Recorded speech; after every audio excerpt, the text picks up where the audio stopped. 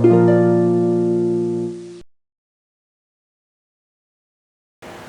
teman-teman, jumpa lagi bersama saya Yosa dan hari ini adalah episode kelima dari Podcast Receh. Dan hari ini kita bersama dengan salah satu narasumber lagi. Beliau ini spesial banget. Nah, kita langsung berkenalan ya. Dengan siapa namanya? Silahkan. Saya Bu Wiwin sih panggilnya teman-teman, tapi nama lengkap saya sih sebenarnya agak lumayan panjang. Tri Astuti Ariwinarti, biasa dipanggil Bu Wiwin gitu. Dari mananya Bu Wiwinnya berarti Bu? Wiwinnya itu dari Winarti. Oh, Winarti, baik. Pengulangan. Oke, sekarang boleh ceritain dulu nggak Bu Win? Maksudnya backgroundnya Bu Win itu apa, pekerjaannya apa, tinggal di mana boleh? Oke. Sekarang ini saya tuh pengawas SMP ya, jadi sebelumnya sih guru bahasa Inggris. Jadi dulu saya tuh temennya Mas Yosa ini teman-temannya, temennya Mas Yosa pas pada saat ngambil S2 itu ya. Itu saya masih jadi guru. Sekarang ya alhamdulillahnya diberi kepercayaan untuk jadi pengawas sekolah di Kabupaten Semarang. Kabupaten Semarang. Saya tinggalnya sih di ini Bergas Kidul, daerah ini yang sebelum Jimbaran, tahu Bandungan ya? Nah, tempat wisata Bandungan itu lah, saya di jalur itu sih tempatnya. Ya. Oke. Berarti pekerjaannya Bu Win apa tiap harinya kalau bukan guru? Kalau bukan guru, saya tuh sekarang pengawas. Sebenarnya pengawas tuh tugas pokoknya tuh kalau model lama itu ada 4, yaitu pembinaan guru sama pemantauan standar pendidikan yang ada di sekolahan, kemudian ada menilai kinerja guru. Kemudian yang terakhir adalah Bimlat. Jadi saya punya tugas untuk membimbing atau melatih teman-teman guru di berbagai bidang. Tapi kalau sekarang nanti ada hal baru. Jadi pengawas tuh sekarang nanti lebih ke jadi pendamping guru gitu.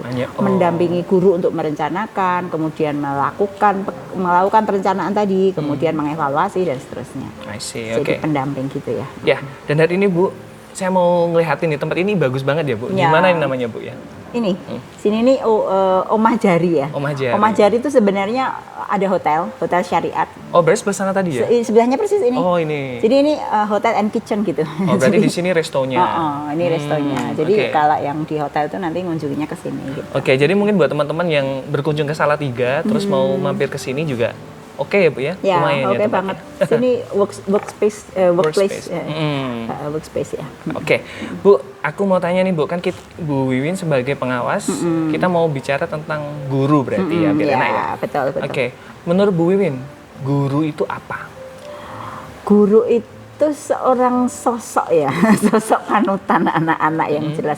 Jadi guru ini kan punya tugas utama itu mendidik ya sebenarnya. Kalau zaman dulu tuh ada ucapan guru itu digugu dan ditiru, itu emang benar. Itu emang benar sekali karena guru itu role model. Jadi dia di depan anak-anak, dia yang membimbing anak-anak, dia yang mengarahkan anak-anak menjadi lebih baik gitu kan. Benar. Berarti kalau gitu harusnya ya, kalau digugu dan ditiru berarti syarat pertama jadi guru adalah karakter. Ya, betul. Benar ya? Karakter, iya betul. Jadi kalau karakternya kurang bagus berarti kurang cocok jadi guru. Iya, betul. Bahasa sekarang attitude ya. Benar, attitude-nya harus bagus. Oke. Kalau ngomongin soal guru, Bu, guru itu kan dia ngajar murid.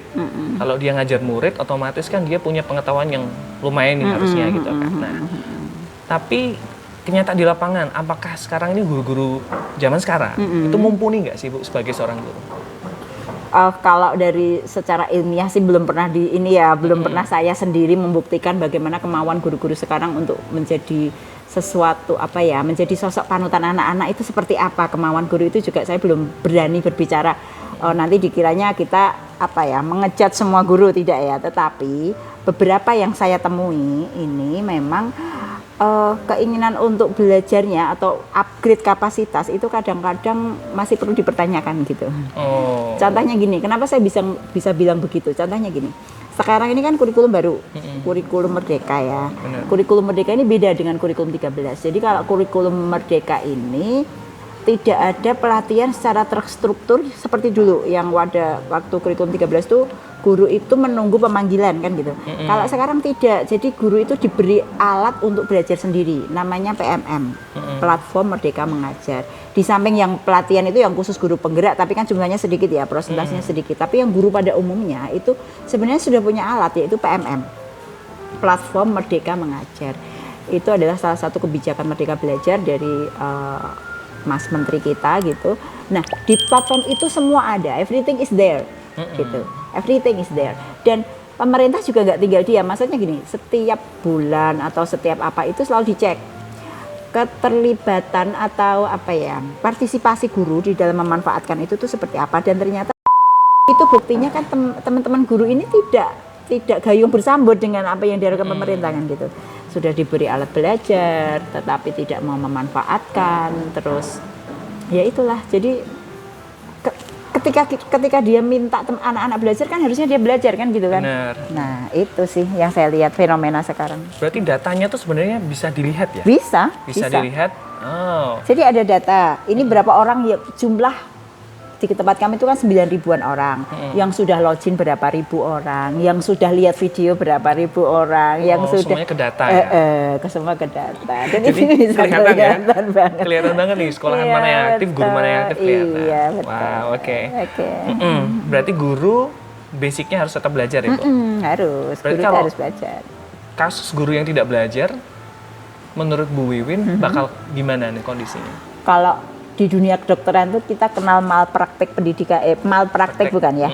Di pendidikan sebenarnya ya loh. Menurut saya pribadi sih ya, menurut saya pribadi. Guru yang nggak mau belajar itu kayak malpraktek gitu. Kenapa? Karena dunia berkembang. Anak-anak nggak adil dong kalau anak-anak zaman sekarang yang dia harus hidup di 10 tahun yang akan datang. Terjun di dunia masyarakat ya. Tapi kita kasih pengetahuannya jadul banget 10 tahun yang lalu kan kita nggak enak kan, kita kan jadi malpraktek pendidikan itu tadi. Benar. Sih. Jadi mau tidak mau guru harus ngikutin ya Bu, iya, ya maksudnya betul. perkembangan zaman apa, sosmed dipakai sekarang itu harus juga bisa ya. Iya. Gitu. Idealnya begitu sih. Oke. Kalau dulu sih waktu aku kecil ya, berarti wah mah berapa puluh tahun yang lalu. Itu tuh ada stigma kalau guru itu harus serba tahu. Karena kita anak-anak zaman dulu kan kita nggak ada akses belajar, cuma perpustakaan dan itu printed version, dan kita nggak belajar banyak dari situ ya, baca semua habis gitu. Iya, betul. Nah sekarang kalau kita balik ke situ, guru yang serba bisa tadi, padahal gurunya apa ya, kasarannya sekarang ini banyak yang kurang serba bisa, ya nggak sih? Nah terus harus bagaimana ya kalau ada stigma guru serba bisa itu kan sudah terpatahkan dengan hal itu. Oke. Jadi susah juga ya maksudnya. Sebagai guru sekarang juga harus belajar, padahal siswa sudah punya sendiri kadang gitu. Dia nggak ngandalin guru. Terus gimana Bu? Nah ini yang kadang-kadang orang salah berpikir gitu ya. Bukan salah berpikir, salah menafsirkan tentang guru harus belajar, harus serba bisa dan kaitannya dengan guru belajar apa kan gitu. Kalau menurut saya guru itu memang sih nggak harus serba bisa, serba tahu tidak, karena kan kita juga terbatas ya. Dan kalau dengan Mbah Google pun kita ya kalah jauh banget ya kan. Anak-anak bisa ke sana, ke Mbah Google dan seterusnya. Cuman guru itu belajar bukan tentang pengetahuannya yang terus berkembang tadi yang saya bilang ya, emang pengetahuan berkembang harus kita pelajari. Cuman kan ada keterbatasan.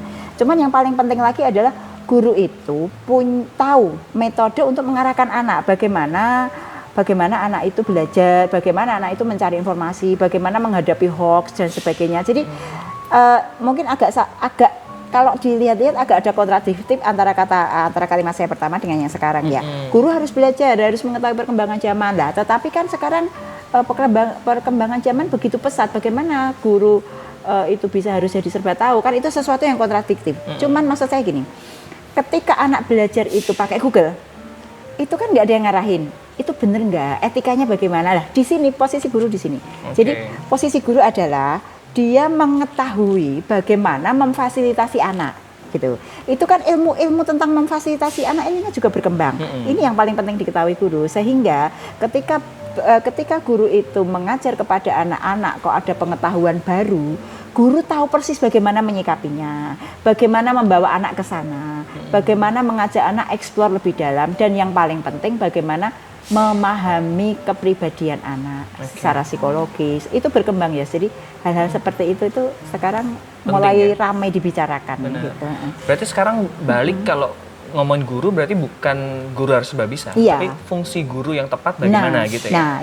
Kalau zaman itu sekarang berarti apa Bu? Fasilitator sebagai gitu. Fasilitator, sebagai ini. Kadang-kadang anak itu itu di rumah itu dengan orang tuanya mungkin kan tidak terlalu terbuka ya, karena mungkin dengan orang tuanya hanya beberapa jam. Kalau dengan gurunya kan malah lebih lama. Nah ini jadi sebagai konselor anak-anak untuk membimbing anak-anak misalnya ada masalah dan seterusnya, itu nggak bisa dilakukan oleh sumber lain, itu guru yang melakukan.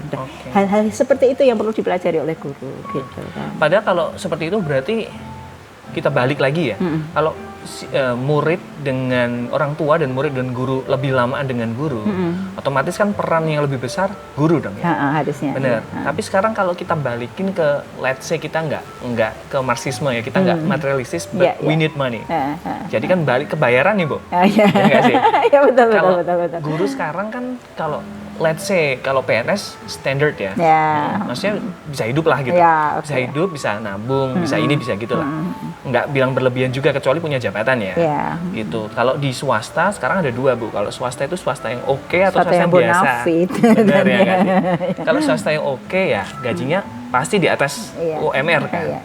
Tapi sekarang kalau yang swasta biasa, dengan mungkin di situ ada let's say berlian di antara pasir begitu, guru yang bagus, fasilitator yang oke, dia punya peran yang bagus dan really care about their students misalnya. Sekarang problemnya adalah kalau gajinya tidak mumpuni, terus gimana?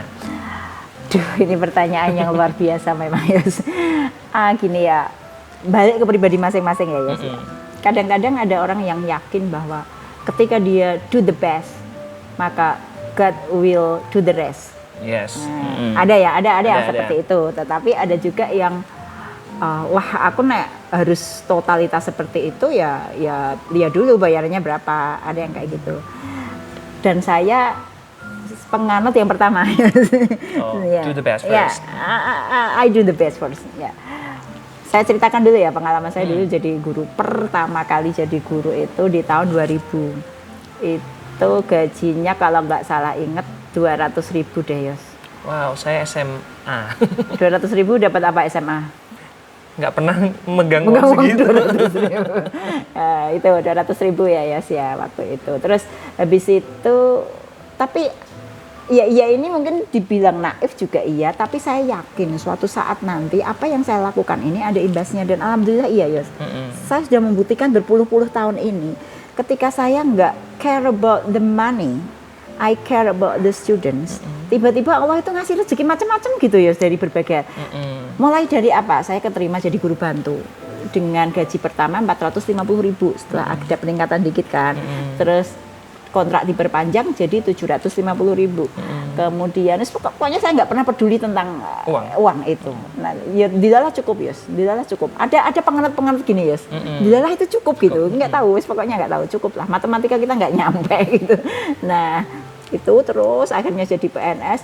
Dan apa yang saya lihat sekarang itu kayak karir saya tuh mulus-mulus aja gitu Yos. Mulus-mulus aja. Jadi bukan berarti saya mengatakan bahwa saya guru yang bagus, tidak Yos. Saya juga banyak kekurangan. Cuman tadi saya tertarik tadi antara hubungannya dengan bayaran dan apa yang harus kita lakukan tadi itu tadi. Nah, saya yakin ketika kita berbuat baik nanti imbasnya juga akan baik, itu aja sih. Positif sekali ya teman-teman. Tapi ya, mungkin gini Bu. Oke, itu kan dari sisi positifnya. Sekarang kan saya mau realistis saja Bu. Di masa sekarang kan nggak bisa kayak gitu ya. Nggak semuanya begitu gitu. Seorang yang idealis, Bu Win tahu saya lah, saya kan idealis banget gitu dalam hal buat apa harus begini gitu. Nah, sekarang teman-temannya di luar sana mungkin ada yang tipe mirip saya, harus idealis, maksudnya dia idealis, bikin harus sesuai perfect standar gitu ya. Cuman kalau saya sih puji Tuhannya juga di atas standar gitu, jadi enak ya nyaman. Tapi ada teman-teman yang mungkin di bawah itu, di bawah itu. Nah itu gimana ya Bu? Apakah dari enaknya gimana gitu? Dari pemerintah itu ada kan ya bantuan untuk guru-guru yang begitu? Gimana Bu? Sebenarnya ada sih ya yang namanya insentif. Dari di Kabupaten Semarang sendiri untuk guru-guru yang swasta, yang GTT itu dapat insentif lumayan loh ya. Misalnya sebulannya tuh 1 juta berapa gitu. Misalnya itu kan lumayan juga. Lumayan ya, nah dikalikan. Tapi datangnya biasanya 3 bulan sekali. Tetapi Yos, sebenarnya kalau kita lah kita idealis perfeksionis gitu ya, oke nggak apa-apa. Cuman menurut saya berkah kita jadi guru sebenarnya banyak loh Yos. Kita bisa mengembangkan hal lain.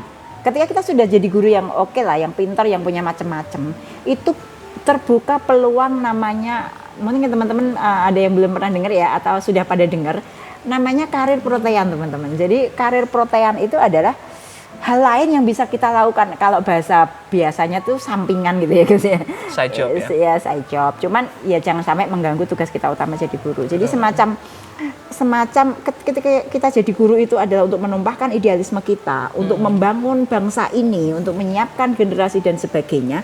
Cuman di sisi lain kita butuh uang. Nah, kita kembangkan karir protean. Yes. Seperti ya tadi ya jadi YouTuber misalnya. Saya maksudnya. Ya saya misalnya. Oke. Atau mungkin jadi penulis. Banyak loh yang guru jadi penulis. Bener. Banyak sekali. Atau Les-lesan ya. Ya, les-lesan atau apa. Itu bisa menunjang kita. Tetapi kan skill itu akan tumbuh ketika kita jadi guru gitu ya, guys.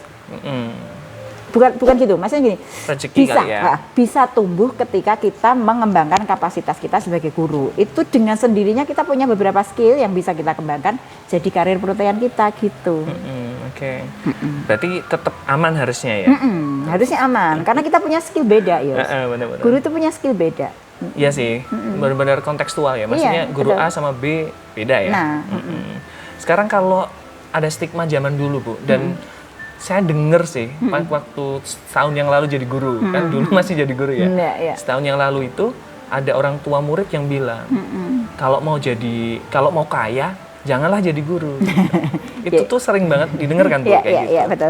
Padahal sebenarnya kan kaya itu kan, definisi kaya itu kan tergantung dari pandangan kita ya. Iya, betul. Misalnya butuhnya kita 50.000 lah, Iya. kita dapat 100, kita kaya Sudah dong. kaya. Tapi nggak, kalau misalnya kita dapatnya 200.000 tapi kita butuhnya, 500.000. nah kan jadi miskin ya Bu. Iya. Jadi tergantung ini sih gitu. Cuman stigma yang melekat nih dari guru itu adalah tidak bisa kaya itu.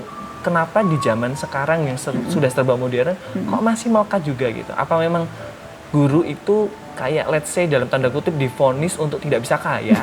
Iya nggak sih? Atau memang guru itu dituntut punya image yang tidak kaya? Gimana Bu? Menurut Ibu Imin? Apa ya? Guru kaya itu sekarang banyak loh, Yos. Banyak. Kalau dari saya pribadi yang melihat dari guru-guru, oh ya banyak yang kaya Banyak juga. loh. Banyak. Contohnya apa? Ketika kita pertemuan di dinas, parkiran kebak, Yos. Kebak banget. Kebak Parkiran dengan apa, Bu? mobil-mobil. Mobil. Ya, maksudnya.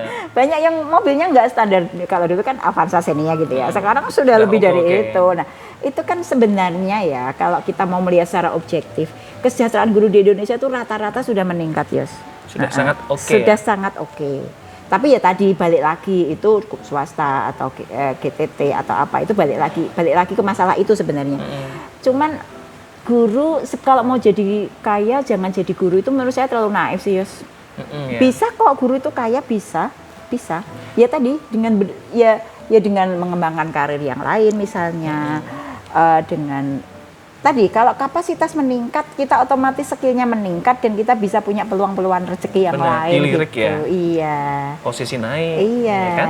jabatan naik. Kalau kita mengandalkan pemerintah aja, lawang kita aja diem-diem aja nggak meningkatkan kapasitas kok tiba-tiba Minta gitu ya? minta uang banyak kan dari mana uangnya Ya, kan benar. gitu. Ini ngefek sih Bu, saya tanya ini karena sekarang kan juga masih banyak kampus yang di situ ada anak-anak yang bersekolah, belajar untuk menjadi guru nih, ya kan, fakultas pendidikan. Nah, kadang kan mereka juga mempertanyakan nasib mereka nanti bagaimana gitu, karena mereka melihat kondisi di sekitarnya itu adalah di banyak orang yang jadi guru dan tidak kaya gitu loh. Jadi kan mereka mempertanyakan ya pilihannya ini benar apa enggak. Jatuhnya Bu, persentase orang yang lulusan dari fakultas pendidikan itu dia akan pindah dan nggak mau jadi guru. Oh gitu.